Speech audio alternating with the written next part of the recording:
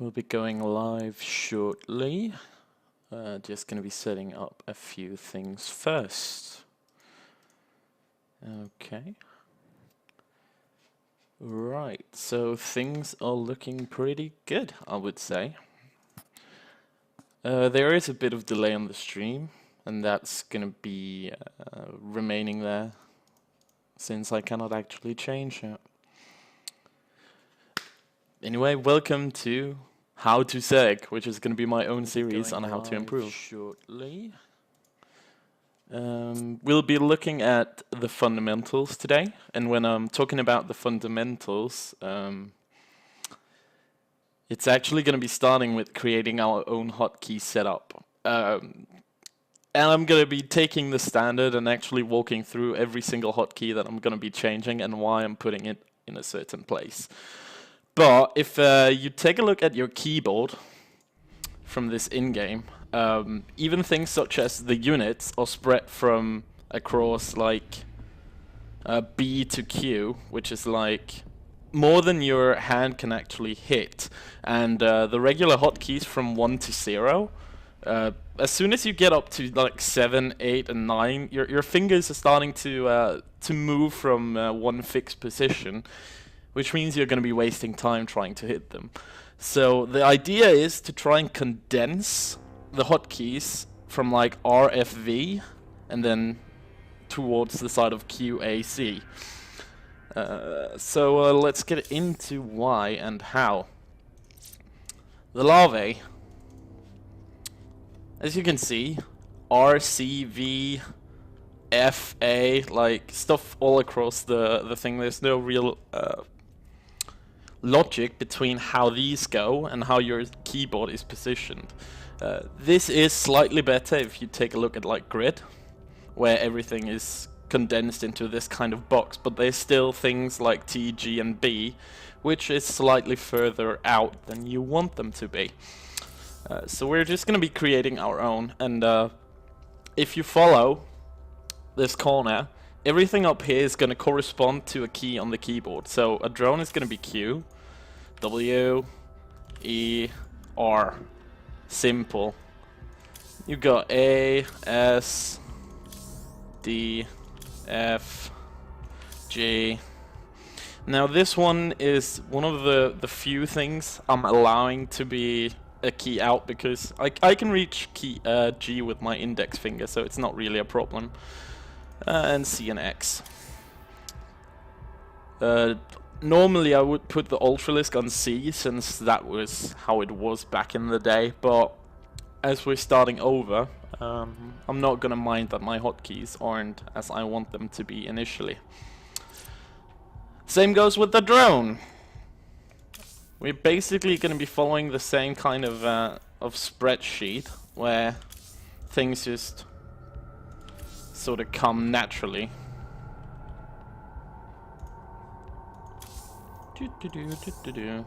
Actually, yeah, again, there's a few things I do differently, where Spellcrawler is usually on D and Roachwarren on R. So I'm gonna follow that. Again, R can be reached and stands for Roach, right? And Banelings on B, but that's slightly further out of the way. Q, W, A, S, and C. So that should be the main things. Make sure that the building keys are actually the same. I'm also keeping Burrow on R for obvious reasons, as we can see when we reach units like the Infestor, where they have enough abilities to actually reach out there. So that's looking good so far. Following the same schematic, I'm just going to be going through the units. I'm going to keep the Explode on X, and again, that's because if you make units and you accidentally have Banelings selected, you'd have to actually be making Ultralisks to make all of your Banelings go boom. Whereas if you put this on Q and you want to make drones or select larvae or something else, that's a key we use repetitively. So keeping that slightly out of the way is like natural, I'd say. And here we have the Viper. same story.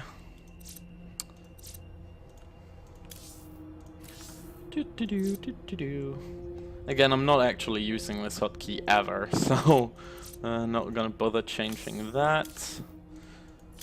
And this is the Infesta, where you can see the 3 abilities, and then Burrow is naturally gonna be on R, so yeah, that makes sense.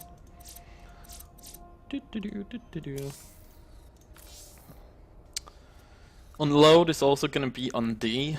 I don't mind it, it's a key that's close, and if you've been playing standard, that's how it goes, so no biggie there.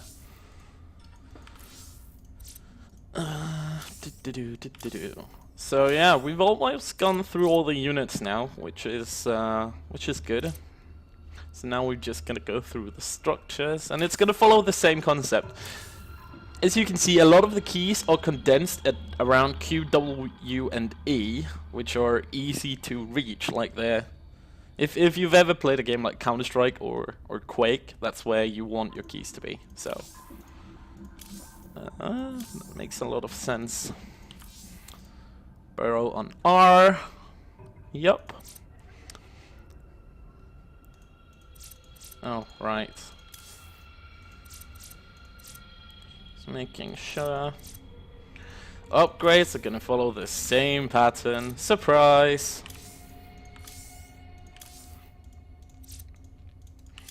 And as soon as we've got this, we're gonna be going into something more interesting, like the camera hotkeys and what we're gonna be doing about those. Burrow stuff remains on R.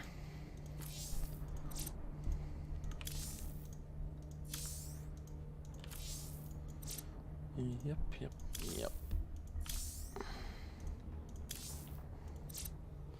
It's looking good. It's looking good. Okay, so far so good. So from here, we need to reach into the control groups first. As you can see here, there's like 7, 8, 9, and 0, which are hard to reach. But on most keyboards, you can get away with using... Oh, that wasn't meant to be F2. F1, F2, F3, and F4. Again, they're just above where your normal control groups are, so hitting 1 and F1 is actually really simple. The only issue is if you accidentally hit Alt and F4. But I've not had that happen to me yet, so if I'm not retarded, then you guys should be able to do just fine as well. So, oh, right. Ah, bollocks. Are you kidding me? There we go.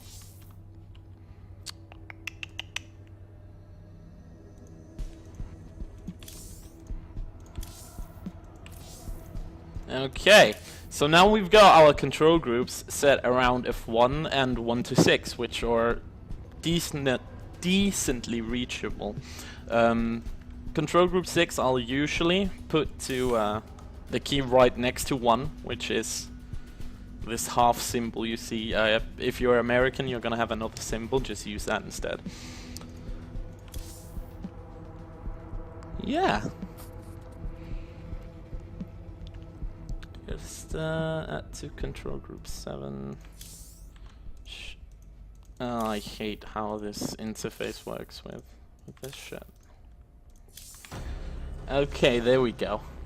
It should be functioning. That's the control groups.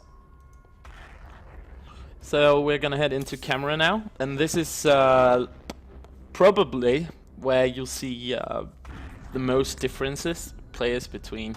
I've got 3 keys on my mouse that I can sort of use for it, and then I'm going to be using backspace as a camera key since I hotkey my queens. If you're doing the backspace injection method, props to you. I don't like it, but yeah, this is where you can do something else and be more stylistic. So to create that is how my mouse button 1 translates. So yeah, don't be too bothered by that. Right, 1, 2, 3, and 4. Ah, damn.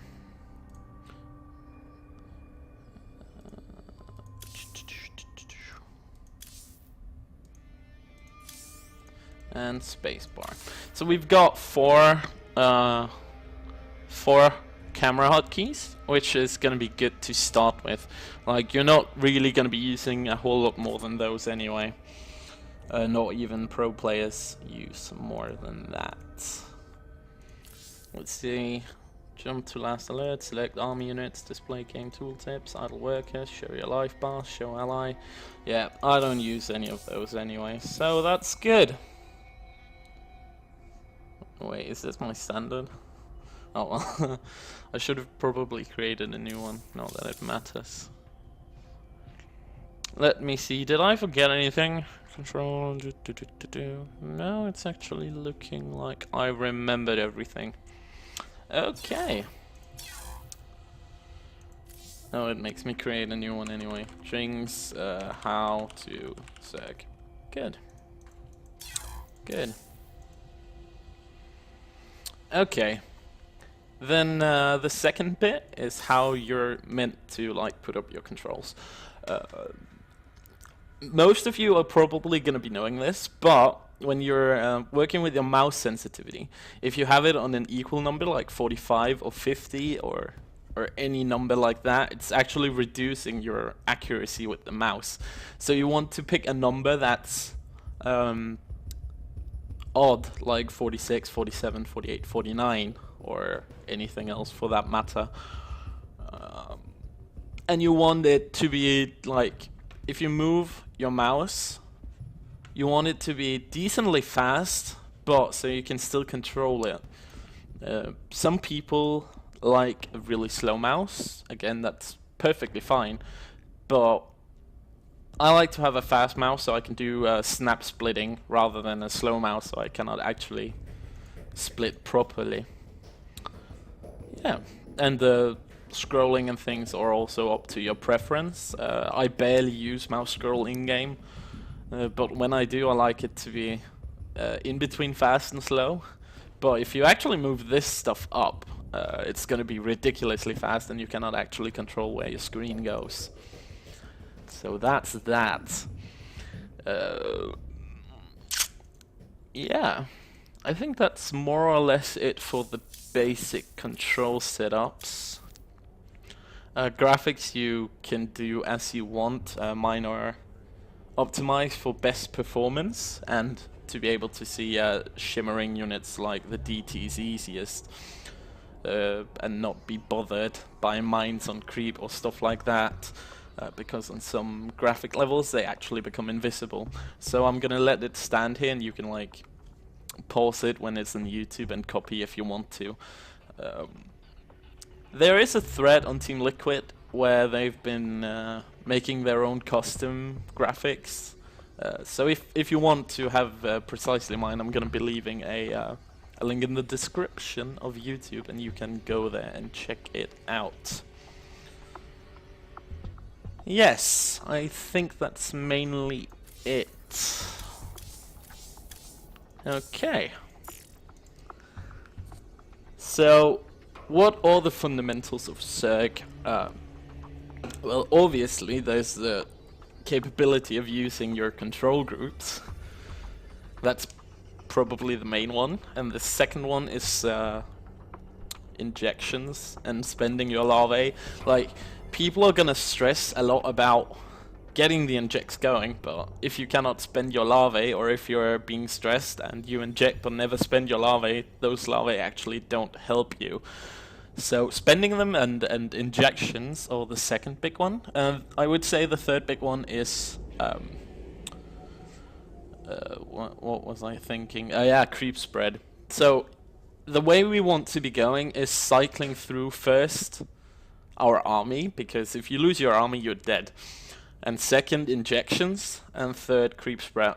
And we're going to be cycling through it as fast as we can.